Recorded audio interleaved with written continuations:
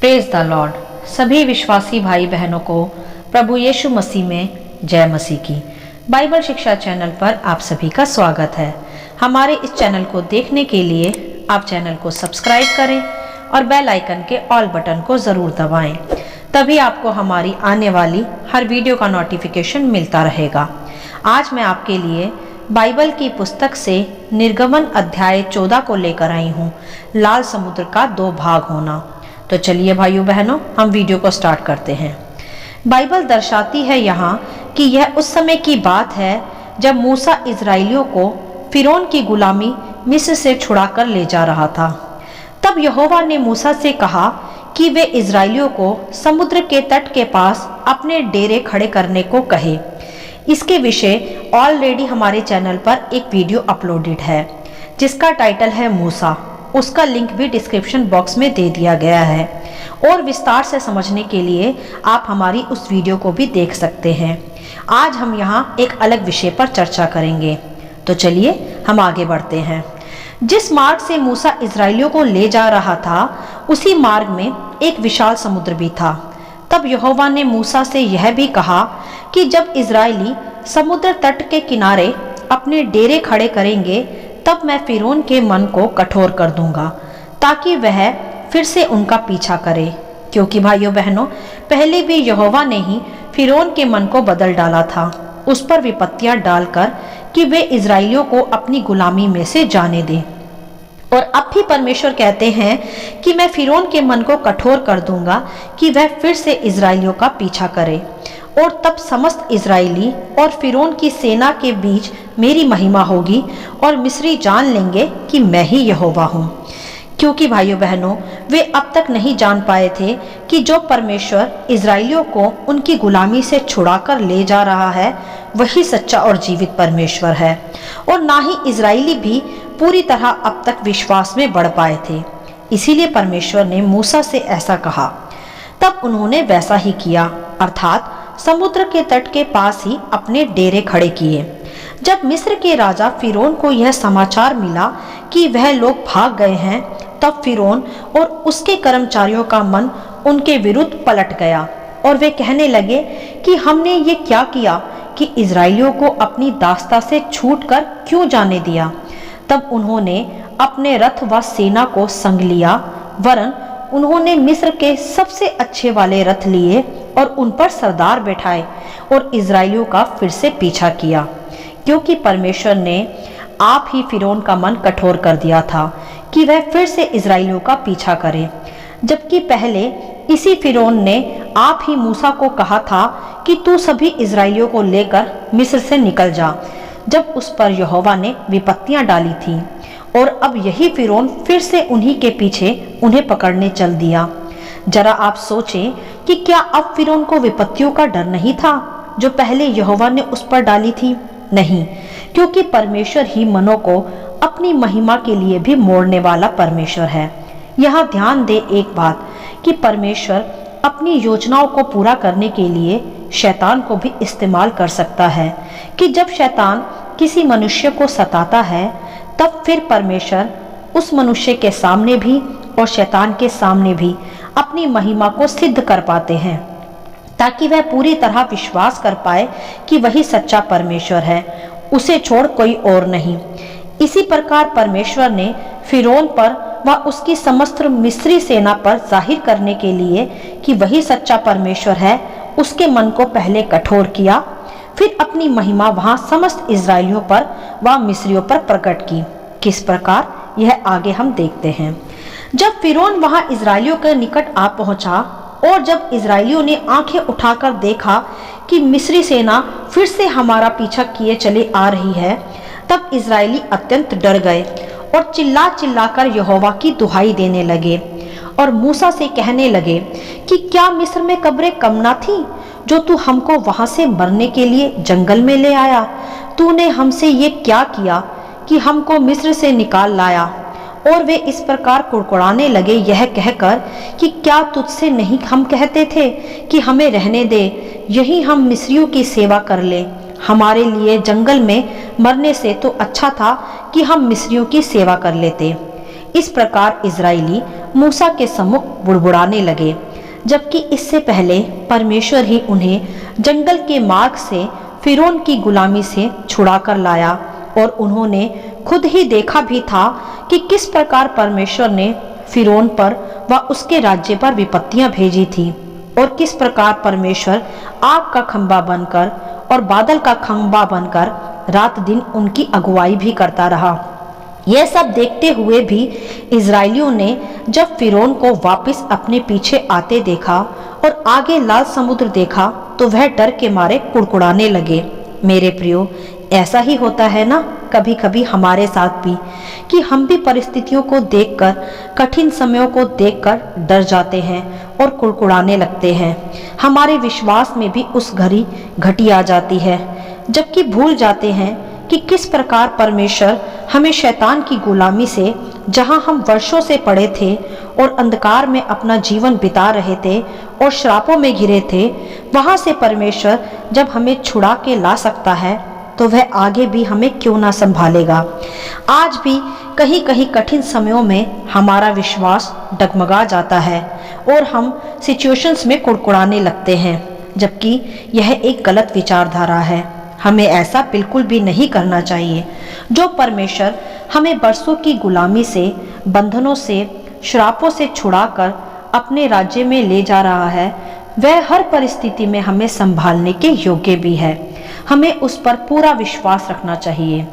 तब जब इजरायली फिरौन व लाल समुद्र को देखकर कुड़कुड़ाने लगे, तब मूसा ने, जो परमेश्वर का जन था और उस घड़ी मार्ग में इजरायलियों का लीडर भी था, उसने उनसे बड़े ही विश्वास से भरकर उनसे कहा कि डरो मत, खड़े खड़े वह उद्धार का काम देखो जो यहोवा आज तुम्हारे लिए करेगा, क्योंकि जिन मिस्रियों को तुम आज देखते हो उनको फिर कभी ना देखोगे। यहोवा आप ही तुम्हारे लिए लड़ेगा, इसलिए चुपचाप रहो। हालेलुया। क्या अद्भुत विश्वास से भरे शब्दों को मूसा ने यहाँ इजराइलियों के सामने कन्फेस किया। यही हियाव व विश्वास हम मसीहों को भी हर कठिन समयों में अपने भीतर रखना चाहिए और विश्वास से भरकर इसी प्रकार सामर्थी शब्दों के साथ विजय की घोषणा भी करनी चाहिए। तो आप ही इसी विश्वास को देखकर परमेश्वर हमारे जीवनों में फिर अद्भुत कार्य भी करते हैं। तब ऐसी ही विश्वास की दुहाई मूसा ने यहोवा के लिए भी दी। तब यहोवा परमेश्वर ने मूसा से कहा कि तू क्यों मेरी दुहाई देता है? इजराइलियों को आज्ञा दे कि वह यहाँ से आगे की ओर बढ़े, और तू अपनी लाठी उठाकर अपना हाथ समुद्र की ओर बढ़ा और वह दो भाग हो जाएगा। तब इजरायली समुद्र के बीच होकर स्थल ही स्थल पर चले जाएंगे। हालेलुया। यहाँ एक बात समझे मेरे प्रियो, कि जब मूसा ने यहोवा की दुहाई दी विश्वास से भरकर, जो उसने इजरायलियों पर भी व्यक्त किया था, तब परमेश्वर ने मूसा से कहा कि तू क्यों मेरी दुहाई देता है? ऐसा परमेश्वर ने क्यों कहा कि मेरी दुहाई तू क्यों देता है? मेरे प्रियो, ऐसा परमेश्वर ने इसलिए कहा क्योंकि परमेश्वर ने ऑलरेडी मूसा को लाठी दी हुई थी अधिकार की, जिसे उसने पहले भी फिरौन के सामने इस्तेमाल भी किया था, और अब भी वह अधिकार की लाठी मूसा के हाथ में ही थी, जिसके लिए परमेश्वर ने मूसा से कहा भी कि उठा अपनी लाठी और आगे बढ़ा, तब समुद्र दो भाग हो जाएगा। और वैसा हुआ भी कि मूसा की लाठी उठाते ही समुद्र दो भाग हो गया और इजरायली स्थल ही स्थल सूखी भूमि पर चलने लगे। कहने का तात्पर्य यह है मेरे प्रियो, कि परमेश्वर हमसे भी यही कहता है कि क्यों मेरी दुहाई देते हो या घबराते हो? अधिकार तो मैंने तुम्हारे मुंह में ही दिया है, परिस्थितियों को दो भाग करने का, कि वचन के साथ घोषणाएं करो, विश्वास में खड़े रहो, तो आप ही कठिन से कठिन समस्या भी दो भाग हो जाएगी, जैसे विशाल समुद्र भी दो भाग हो गया। मेरे प्रियो, यही आज परमेश्वर हमसे भी कहता है कि ढांढस बांधो, मैंने संसार को जीत लिया है और तुम जैवन से बढ़कर हो। बस हमें अपने अधिकारों को, जो परमेश्वर ने संसार को जीत कर हमें दिए हैं, उन्हें इस्तेमाल करने की आवश्यकता है। जैसे मूसा की लाठी उठाते ही समुद्र दो भाग हो गया, और वहां लिखा है कि सूखी भूमि पर फिर इजरायली चले, जबकि समुद्र के नीचे की भूमि तो गीली पड़ जाती है, परंतु वहां लिखा है कि सूखी भूमि। तो परमेश्वर अब अपनी प्रजा के लिए प्रकृति के नियमों को भी पलटने वाला परमेश्वर है। और जब उसी भूमि पर मिस्री इजराइलियों का पीछा करते हुए आए, तब फिर से परमेश्वर ने मूसा को आज्ञा दी कि फिर से अपनी लाठी वाला हाथ बढ़ा, तब जल मिस्री और उनके रथों पर बहने दे। तब जब मूसा ने फिर से अपना हाथ बढ़ाया, तब समुद्र फिर से ज्यों का त्यों हो गया और मिस्री उल्टे भागने लगे। परंतु यहोवा ने उनको समुद्र के बीच ही में झटक दिया और फिर फिरौन की सारी सेना उसी समुद्र में डूब मरी और इजराइली उसी समुद्र के बीच स्थल ही स्थल पर होकर चले गए और जल उनकी दाहिनी और बाई दोनों ओर दीवार का काम देता रहा। इस प्रकार यहोवा ने उस दिन इजराइलियों को सदा के लिए मिस्रियों के वश से छुड़ा लिया। और फिर यह सब अद्भुत पराक्रम देखकर और मिस्री सेना को समुद्र तट पर मरे देखकर इजराइलियों ने यहोवा की जय जयकार करी और उसके दास और यहोवा पर भी विश्वास किया। हालेलुया। मेरे प्रियो, हमें भी इस अध्याय को पढ़कर परमेश्वर की स्तुति करने की और उसकी जय जयकार करने की आवश्यकता है, क्योंकि वही एकमात्र पराक्रमी पिता है। मेरे प्रियो, ऐसा नहीं है कि आपने पहले कभी इस अध्याय को पढ़ा नहीं होगा या आप इस घटना के विषय जानते नहीं होंगे, अवश्य जानते होंगे, परंतु आज फिर से परमेश्वर आपको इस अध्याय के अनुसार कुछ स्मरण कराता है। आज भी कोई ऐसी कठिन परिस्थिति में हो सकता है कि वह ऐसा सोचता हो कि अब मैं क्या करूंगा या कैसे मैं इस विशाल समस्या से पार हो पाऊंगा। ना तो आगे बढ़ सकता हूँ, ना ही पीछे लौट सकता हूँ, मैं क्या करूँ। जरूर किसी के मन में आज भी ऐसे विचार आते होंगे। तो प्रभु आज उनसे यह अध्याय स्मरण कराते हुए कहता है कि मत डर, चुपचाप खड़े खड़े वह कार्य देख जो परमेश्वर आज तेरे लिए करेगा। जिस समस्या को तू आज देखता है, फिर कभी तू उन्हें ना देखेगा। मेरे प्रियो, परमेश्वर आज भी हमारी समस्याओं को दो भाग करने के योग्य है। वह आज भी हमारे दुश्मनों को हराने वाला परमेश्वर है। बस हमें परिस्थितियों में इजराइलियों की नाई कुड़कुड़ाना नहीं है, ना ही डरना है और घबराना है। जो परमेश्वर हमें यहाँ तक ले आया है, वह हमें आगे भी ले जाने के योग्य है। बस हमें मूसा की तरह विश्वास से भरकर वचनों से घोषणा करनी है और अपने अधिकारों को इस्तेमाल करना है जो ऑलरेडी परमेश्वर ने हमें सौंप दिए हैं। कोई भी विशाल समुद्र हमारी विजय को अब रोक नहीं सकता। कोई भी फिरौन हमें अब गुलाम नहीं बना सकता। जब परमेश्वर हमारी ओर है तो कौन फिर हमारा विरोधी ठहरेगा। क्योंकि परमेश्वर का वचन भी कहता है यशायाह 54:7 में कि जितने हथियार तुम्हारी हानि के लिए उठाए जाएंगे उनमें से एक भी सफल ना होगा, और जितने मुद्दई कर तुम पर नालिश करेंगे उन सबों से तुम जीत जाओगे। यहोवा की यही वाणी है। हालेलुया। तो भाइयों बहनों, आगे बढ़े, कूच करे, डरे नहीं, घबराए नहीं, अपने अधिकारों को इस्तेमाल करें। अविश्वासी नहीं वरन विश्वासी बने। परिस्थितियों से पार होना व कठिनाइयों में सदा स्तुति करना, यही हमारा अधिकार और हमारे मसीहों का सिद्धांत भी है। बस हमें उन्हें इस्तेमाल करने की आवश्यकता है, बिना कुड़कुड़ाए। तभी हम बड़े से बड़े समुद्र से भी सूखी भूमि पर चलने के समान पार हो जाएंगे। अर्थात हमें पता भी नहीं चलेगा कि कभी यहाँ विपत्तियां आई भी थी। जैसे इजराइली उस सूखी भूमि पर ऐसे स्थल ही स्थल चले जैसे वहां कभी पानी था ही नहीं। ऐसा पराक्रमी है हमारा परमेश्वर, तो डर कैसा। वह हमारे लिए आज भी समुद्र को दो भाग कर सकता है, अपनी प्रकृति के नियमों को बदल सकता है और उसी समुद्र में हमारी परिस्थितियों को जो कब से हमें सता रही थी उन्हें डुबाकर मार भी सकता है, ऐसे जैसे वे कभी थी ही नहीं।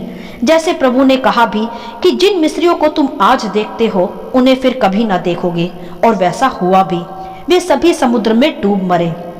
तो आप विश्वास में खड़े रहकर अपने अधिकारों को इस्तेमाल करें और उस पराक्रमी परमेश्वर के सामर्थी कार्यों को देखें। परमेश्वर आपकी विशाल समस्याओं को आज भी दो भाग करने के योग्य है। वह आपकी समस्याओं को ऐसे समाप्त करने के योग्य है जैसे वे कभी थी ही नहीं।